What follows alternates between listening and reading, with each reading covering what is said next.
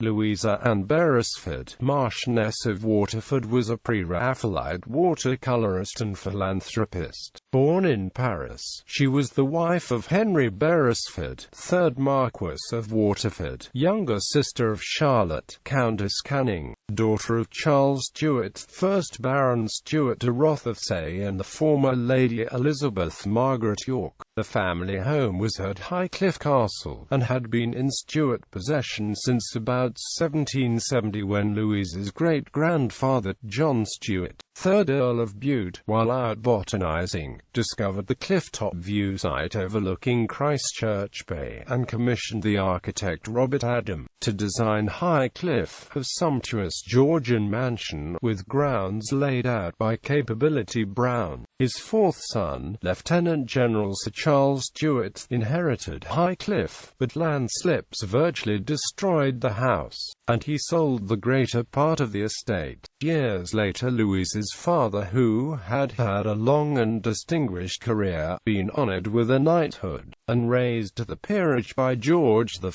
in 1828, bought back the land, and between 1831 and 1835 built the house that became known as Highcliffe Castle, and which has been described as the most important remaining example of the romantic picturesque style of architecture. Charles Stuart made use of the architect William Donthorne, a founder member of the Royal Institute of British Architects, to design Highcliffe Castle. Incorporated in the design was carved medieval stonework from the Norman Benedictine Abbey of St. Peter et Jumiges and from the Grande Maison des Les Andelys, both of which structures had fallen into disrepair after the French Revolution. Also included in the structure were a 16th-century oriel window and stained-glass window. Her father was appointed British ambassador at Paris shortly before marrying Elizabeth Margaret Yorke on 6 February 1816.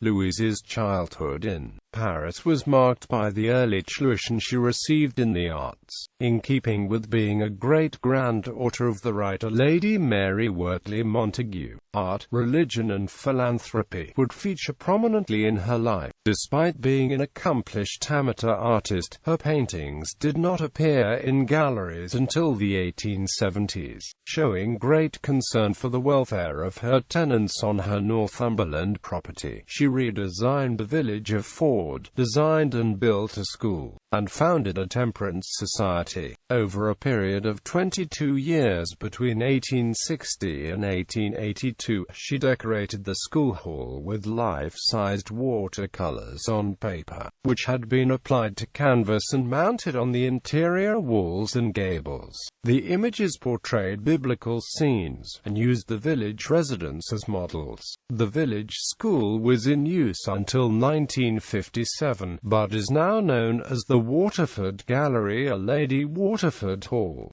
Gleason White described her talent in his work Children's Books and Their Illustrators, in the designs by Louisa, Marchioness of Waterford. One encounters genius with absolutely faltering technique, and many who know how rare is the slightest touch of genius forgive the equally important mastery of material which must accompany it to produce work of lasting value. Louisa was tutored by Dante Gabriel Rossetti and attended drawing classes held by John Ruskin, together with Lady Trevelyan and Kate Greenaway, and had introduced Rose Latouche to him. It is believed that she modelled for Sir John Everard Milius in several of his works, and her beauty is accredited as one of the inspirations of the Pre-Raphaelite Brotherhood. On 8 June 1842 she married Lord Waterford, who settled in Carrymore House in County Waterford, until dying in a horse-riding accident in 1859.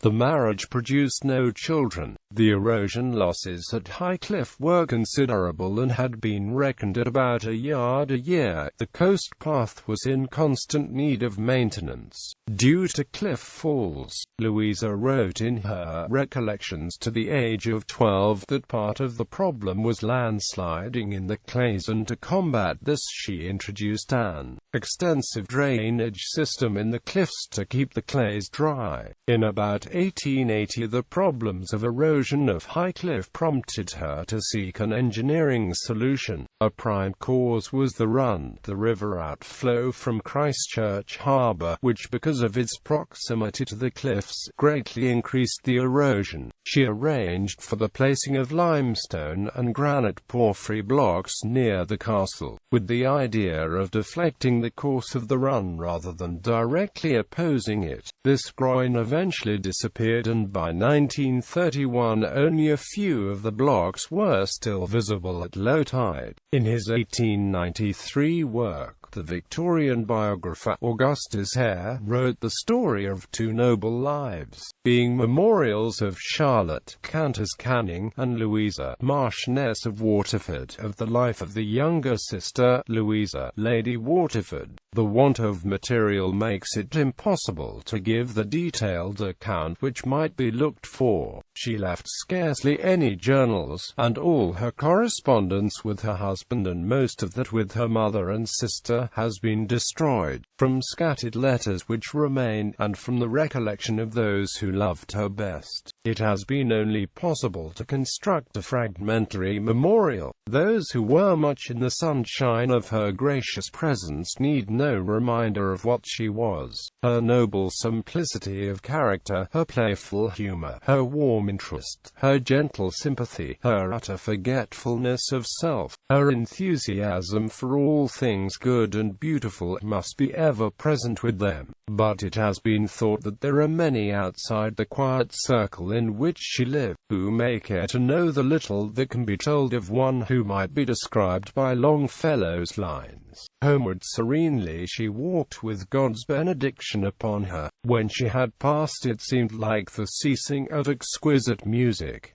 Her grave lies next to the Church of St. Michael in Ford Village. Its stone was designed in 1891 by George Frederick Watts, and the slab by Watts's wife Mary Seton Watts. It is a Grade II listed building protected by law. Bibliography. Sublime and amp. Instructive letters from John Ruskin to Louisa, Marchioness of Waterford, Anna Blunden and Ellen Heaton, Virginia Surtees. The story of two noble lives, being memorials of Charlotte, Countess Canning, and Louisa, Marchioness of Waterford. Augustus Hare. Neville H. M. Under a Border Tower. Sketches and Memories of Ford Castle, Northumberland, and its surroundings, with a memoir of its late noble chatelaine, Louisa Marchioness of Waterford, Newcastle upon Tyne, Mawson, Swan and Amp Morgan, 1896.